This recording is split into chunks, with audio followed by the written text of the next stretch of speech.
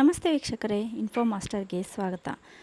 ಇಲ್ಲಿ ವಿಶ್ವವಾಣಿಯಲ್ಲಿ ಸಂಪಾದಕರು ಬರೆದಿರುವಂಥದ್ದು ಜಪಾನ್ ಕುರಿತಾಗಿ ಅವರು ದಿನಕ್ಕೊಂದೊಂದು ವಿವರಣೆಯನ್ನು ಕೊಡ್ತಾ ಇದ್ದಾರೆ. ಅಲ್ಲಿನ ಶಿಷ್ಟಾಚಾರ, ಜೀವನ ಶೈಲಿ ಬಗ್ಗೆ ಅದ್ರ ಕುರಿತಾಗಿ ನಾನು ಡೈಲಿ ಒಂದೊಂದು ವೀಡಿಯೋಸ್ನ ಶೀರ್ಷಿಕೆನ ಓದಿ ಹೇಳ್ತಾ ಇದ್ದೀನಿ. ಇಲ್ಲಿ ಇವತ್ತು ಬಿಳಿ ಸಾಕ್ಸ್ ಸ್ವಚ್ಛತೆ ನಿಜವಾ, ಈ ಕುರಿತಾಗಿ ಓದ್ತಾ ಇದ್ದೀನಿ. ಅಂದರೆ ಜಪಾನ್ನಲ್ಲಿ ಅವರು ಎಷ್ಟು ಚೆನ್ನಾಗಿ ಕ್ಲೀನ್ಲಿನೆಸ್ನ ಮೇಂಟೈನ್ ಮಾಡ್ತಾರೆ. ರೋಡಿಂದ ಇದ್ದು ರೋಡಲ್ಲಿ ಕೂಡ ಬಿಳಿ ಸಾಕ್ಸ್ ಹಾಕ್ಕೊಂಡು ಹೋದರೆ ಕಪ್ಪಾಗಲ್ವಂತೆ ಮನೆಗೆ ಬರುವಾಗ, ಅಷ್ಟು ಚೆನ್ನಾಗಿ ಇಟ್ಕೊಂಡಿರ್ತಾರಂತೆ. ಆ ಕುರಿತಾಗಿ ಓದಿ ಹೇಳ್ತಾ ಇದ್ದೀನಿ.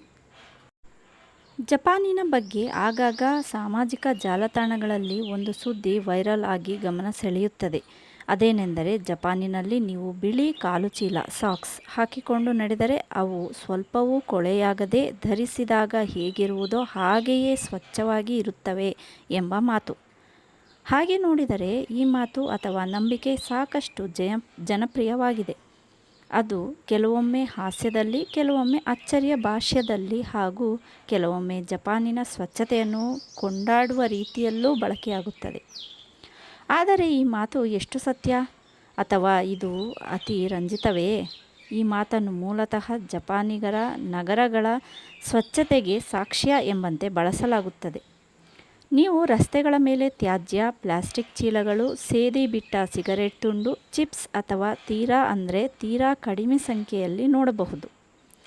ಬಹುತೇಕ ರಸ್ತೆಗಳು ನಿರಂತರ ಸ್ವಚ್ಛವಾಗಿರುತ್ತವೆ. ಹೀಗಾಗಿ ಕೆಲವರು ಇಲ್ಲಿ ಬಿಳಿ ಸಾಕ್ಸ್ ಹಾಕಿಕೊಂಡು ನಡೆದರೂ ಅವು ಕೊಳಕಾಗದು ಎಂದು ಹೇಳುವುದು ಉಂಟು. ಇದು ನಿಜಕ್ಕೂ ಒಂದು ಶ್ಲೇಷೆಯ ಅಥವಾ ಅತಿಶಯೋಕ್ತಿ ಎನಿಸುವ ಉದಾಹರಣೆ ಇದ್ದಿರಬಹುದು. ಆದರೆ ಈ ಮಾತು 100ಕ್ಕೆ 100 ಸತ್ಯವಿರಲಿಕ್ಕಿಲ್ಲ. ಜಪಾನಿಯರು ಸ್ವಚ್ಛತೆಯ ಪಥವನ್ನು ಆರಂಭದಲ್ಲಿಯೇ ಮನೆಯಿಂದ ಶುರುವಾಗಿ ಶಾಲೆಯವರೆಗೆ ಶಿಕ್ಷಣ ಹಂತದಲ್ಲಿಯೇ ಪಡೆದುತ್ತಾರೆ. ಮಕ್ಕಳಿಗೆ ಶುಚಿತ್ವ ಒಂದು ವೈಯಕ್ತಿಕ ಹೊಣೆಗಾರಿಕೆ ಎಂಬುದನ್ನು ಬೋಧಿಸಲಾಗುತ್ತದೆ. ಶಾಲೆಗಳಲ್ಲಿ ಮಕ್ಕಳೇ ಕ್ಲಾಸ್ ರೂಮ್ ತೊಳೆಯಬೇಕು, ಆಹಾರ ಸೇವಿಸಿದ ನಂತರ ತಮ್ಮ ಪಾತ್ರೆಗಳನ್ನು ಸ್ವಚ್ಛಗೊಳಿಸಬೇಕು. ಜಪಾನಿನಲ್ಲಿ ರಸ್ತೆ ಮೇಲೆ ತ್ಯಾಜ್ಯ ಎಸೆಯುವುದು ಕಾನೂನಿಗೆ ವಿರುದ್ಧವಾಗಿದೆ. ಎಸೆದರೆ ದಂಡ ಗ್ಯಾರಂಟಿ. ಜತೆಗೆ ನಗರಾಡಳಿತ ಹಾಗೂ ಸ್ಥಳೀಯ ಸಮಿತಿಗಳು ರಸ್ತೆಗಳ ಸ್ವಚ್ಛತೆಗೆ ವಿಶೇಷ ಗಮನ ನೀಡುತ್ತವೆ. ಜಗತ್ತಿನ ಬಹುತೇಕ ಕಡೆಗಳಲ್ಲಿ ಸಾರ್ವಜನಿಕ ಶೌಚಾಲಯಗಳು ಕೊಳಕುಮಯವಾಗಿರುತ್ತವೆ. ಆದರೆ ಜಪಾನಿನಲ್ಲಿ ಅಂಥ ಶೌಚಾಲಯಗಳನ್ನು ಎಲ್ಲಿಯೂ ನೋಡಲು ಸಾಧ್ಯವಿಲ್ಲ. ಜಪಾನಿನಲ್ಲಿ ಸಾಕಷ್ಟು ಕಡೆಗಳಲ್ಲಿ ಕಸದ ಪುಟ್ಟಿಗಳೇ ಇರುವುದಿಲ್ಲ. ಜನರು ತ್ಯಾಜ್ಯವನ್ನು ತಮ್ಮ ಮನೆಯವರೆಗೆ ಎತ್ತಿಕೊಂಡು ಹೋಗುತ್ತಾರೆ. ಕೆಲವು ಸಲ ತಮ್ಮ ಪ್ಯಾಕೆಟ್ನಲ್ಲಿ ಇಟ್ಟುಕೊಂಡಿರುತ್ತಾರೆ. ಹಾಗಾದರೆ ಬಿಳಿ ಸಾಕ್ಸ್ ಸ್ವಚ್ಛ ಇರುತ್ತವೆ ಎನ್ನುವುದು ಎಷ್ಟು ನಿಜ? ಈ ಪ್ರಶ್ನೆಯು ಸ್ವತಃ ವ್ಯಕ್ತಿಯ ನಡವಳಿಕೆ, ಪರಿಸ್ಥಿತಿ ಮತ್ತು ನಿರ್ದಿಷ್ಟ ಸ್ಥಳ ಲೊಕೇಶನ್ ಅನ್ನು ಅವಲಂಬಿಸಿದೆ.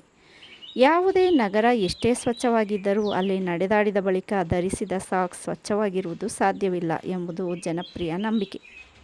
ಜಪಾನಿನಲ್ಲಿ ಕೆಲವು ಕಡೆಗಳಲ್ಲಿ ನಡೆದರೆ ಬಿಳಿ ಸಾಕ್ಸ್ ಧರಿಸಿದಂತೆಯೇ ಇರುವುದರಲ್ಲಿ ಅತಿಶಯೋಕ್ತಿ ಏನಿಲ್ಲ. ಆದರೆ ಈ ಮಾತು ಎಲ್ಲ ಪ್ರದೇಶಗಳಿಗೂ ಅನ್ವಯಿಸುವುದಿಲ್ಲ. ಜಪಾನ್ ಎಷ್ಟು ಶುದ್ಧವಾಗಿದೆ ಎಂದರೆ, ನೀವು ಬಿಳಿ ಸಾಕ್ಸ್ ಧರಿಸಿ ನಡೆದಾಡಿದರೂ ಅದು ಕೊಳೆಯಾಗುವುದಿಲ್ಲ ಎಂಬ ಮಾತನ್ನು ಅಕ್ಷರಶಃ ಅರ್ಥೈಸುವುದಕ್ಕೆ ಬದಲಾಗಿ ಆ ದೇಶದ ಸಾರ್ವಜನಿಕ ಸ್ಥಳಗಳ ಪರಿಪಾಲನೆ, ನಿತ್ಯ ತೊಳೆದಂತೆ ತೋರಿಸುವ ರಸ್ತೆಗಳಿಗೆ ಪ್ರತಿನಿಧಿಯಾಗಿರುವ ಶ್ಲೇಷೆ ಎಂದು ಭಾವಿಸಿದರೆ ಅದು ಹೆಚ್ಚು ಸಮರ್ಪಕವಾದೀತು.